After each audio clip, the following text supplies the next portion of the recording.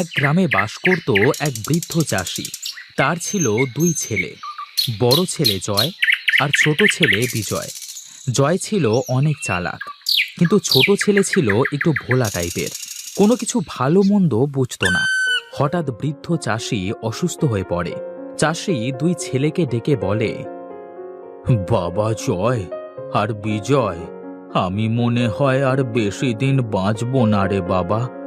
বলি কি, তোরা দুই ভাই মিলেমিশে আমার জমিটা চাষ করিস বাবা। বাবা, তোমার কিচ্ছু হবে না, তুমি এমন করে চিন্তা করো না তো। দরদ একেবারে উপড়ে পড়ছে বাবার উপর।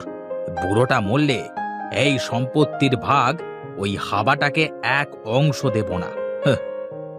চিন্তা আর কি সাধে করি, আমার তো সব চিন্তা তোকে নিয়ে। আমি মরে গেলে তুই যে কি করবি সেটাই হলো আমার বড় চিন্তা। বাবা, আমি তো আছি, আমি থাকতে ছোটর কোনো সমস্যা হবে না। হ্যাঁ, আমারও তাই বিশ্বাস। তুই তোর ছোট ভাইকে কোনো দিন ফাঁকি দিস না বাবা। আর তোদেরকে যে জন্য ডাকা তা শোন, আমি তো আর মাঠে যেতে পারবো না। মাঠে যে আলু রোপণ করেছি, আজ থেকে তোরা দুই ভাই সুন্দর করে যত্ন নিস। ঠিক আছে বাবা, আমরা তাহলে এখন যাই। ঠিক আছে বাবা, আয়। এই বিজয়, যা মাঠে যা। বাবা কি বলল শুনলি না? কেন দাদা, তুই যাবি না? কি, আমার মুখে মুখে কথা বলিস? তোকে যেতে বলেছি, তুই গিয়ে আলু গাছে জল দিবি। আমি আসছি। ঠিক আছে দাদা।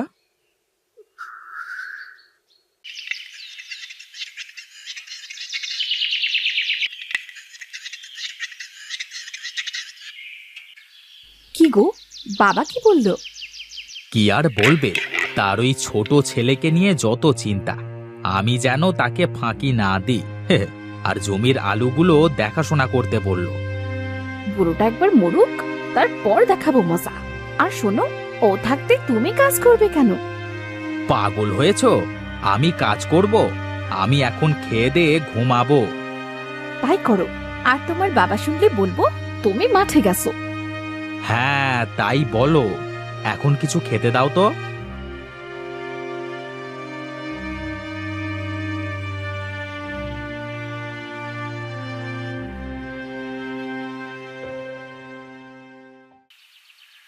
দাদা বলল, তুই যা, আমি আসছি। কিন্তু দাদার তো এখন আসবার কোনো খোঁজ নাই। না না, আমার কাজে ফাঁকি দিলে চলবে না। যাই, এবার মেশিনটা লাগিয়ে জল দেওয়া শুরু করি।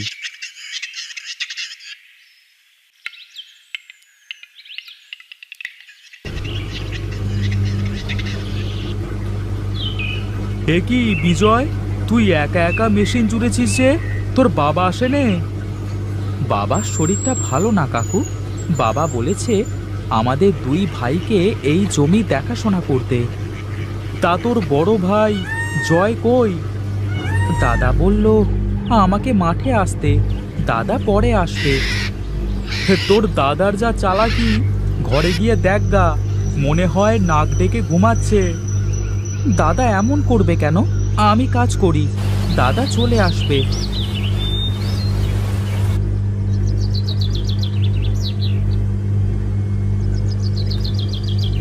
কি রে বিজয়, এখনো কাজ করিয়ে যাচ্ছিস? হ্যাঁ কাকু, বাবার হুকুম মানতে তো হবেই। তা তোর দাদা এখনো আসে নাই? না কাকু, এখনো আসে নাই, আর আসবেও না। ও যে কুঁড়ের কুঁড়ে। না, সত্যিই তো দাদা এখনো আসছে না।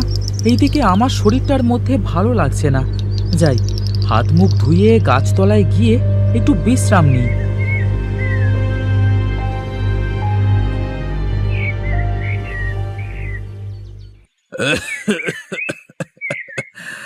বৌমা, বৌমা।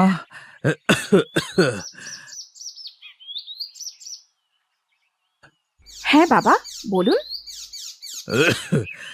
জয় কি জয় কি ঘরে আছে? কই না তো, আপনি তো সেই সকালে মাঠে পাঠিয়েছেন। ওদের দু ভাই তো এখনো বাড়ি ফেরে নাই। কি বলো কি, এখনো বাড়ি ফেরে নাই?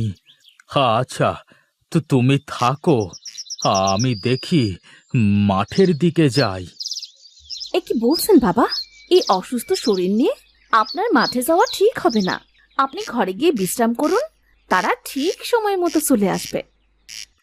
না না, সমস্যা নাই।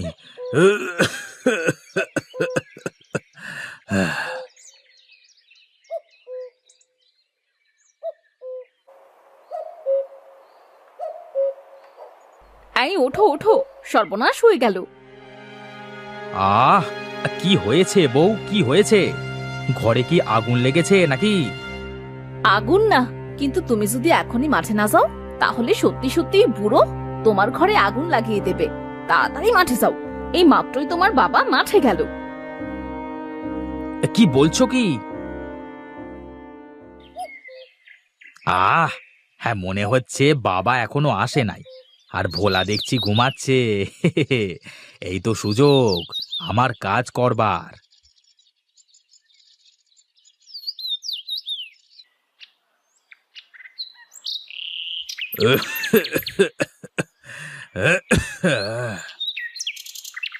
এ কি বাবা, তুমি? তোমার না শরীর খারাপ? হে কি, তুই একা একা কাজ করছিস যে? বিজয় কোথায়? কামচোর আর কোথায় থাকবে? ওই দেখো বাবা, গাছতলায় পড়ে পড়ে ঘুমাচ্ছে। বিজয়, বিজয়, এইদিকে আয় বাবা।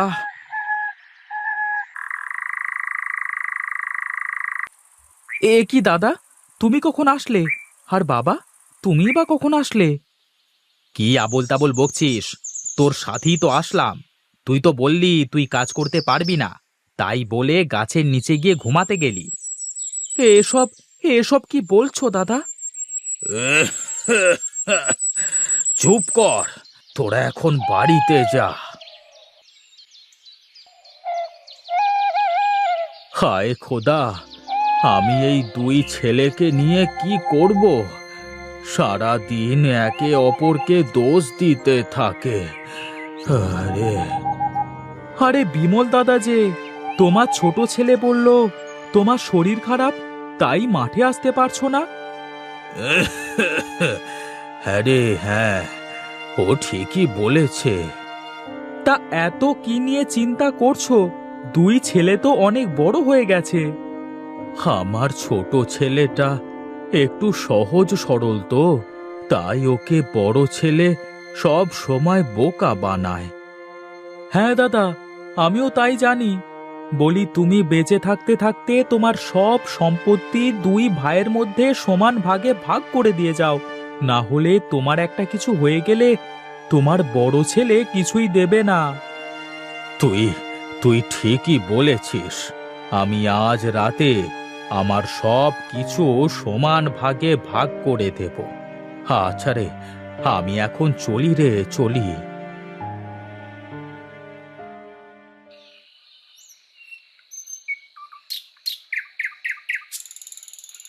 শোন, তোদের দুই ভাইকে আমি আমার জমিটার অর্ধেক করে ভাগ করে দিচ্ছি।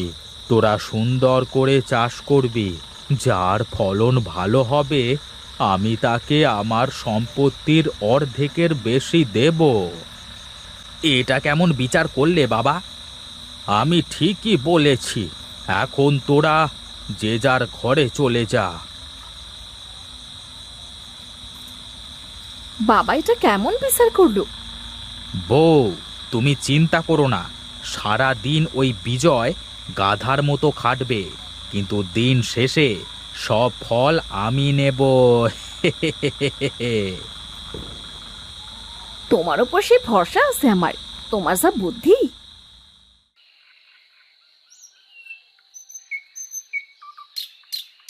এই শোন, এই পাশটা আমার, আর এখান থেকে ওই দিকটার জমি তোর। কিন্তু তোমার পাশের জমির ফসল তো অনেক ভালো দাদা। আমি বড়, তাই আমি বড় গাছের দিকটাই নেব। কিরে, তোরা তোদের জমিটা নিজের মতো করে ভাগ করে নিয়েছিস তো? হ্যাঁ বাবা, ওই দিকটা আমার আর এই দিকটা ওর। কিন্তু কিন্তু এই দিকটায় তো ভালো গাছ হয়েছে, আর ওই দিকটায় তো খারাপ। না না না বাবা, সমস্যা নাই, দাদা খুশি হয়ে দিয়েছে, আমি সব মেনে নিচ্ছি।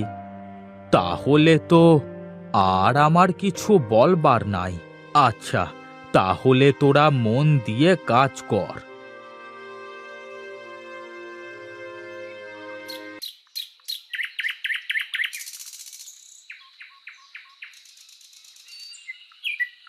কি দাদা, তোমাদের এই আসবার সময় হলো? তোমার দুই ছেলে আলু কেমন চাষ করলো তা দেখবার জন্য অপেক্ষা করছি, আর তোমরা এখন আসলে? নে নে, এবার তোরা আলু তোলা শুরু কর।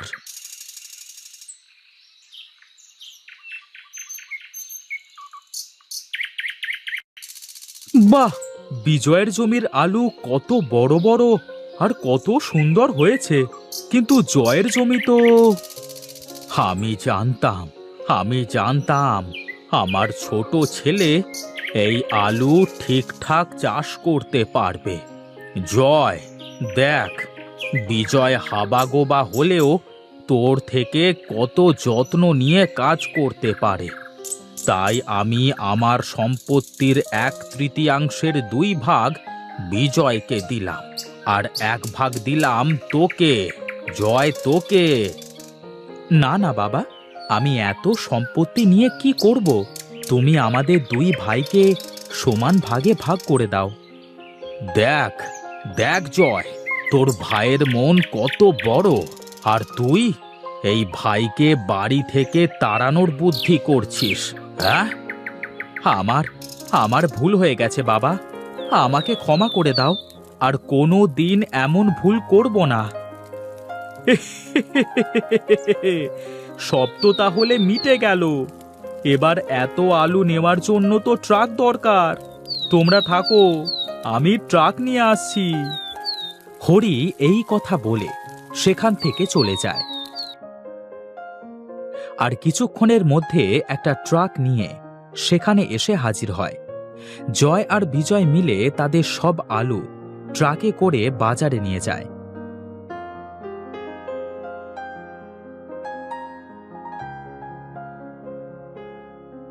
আর ভালো দামে বিক্রি করে 2 ভাই মিলেমিশে সুখে শান্তিতে বসবাস করতে শুরু করে।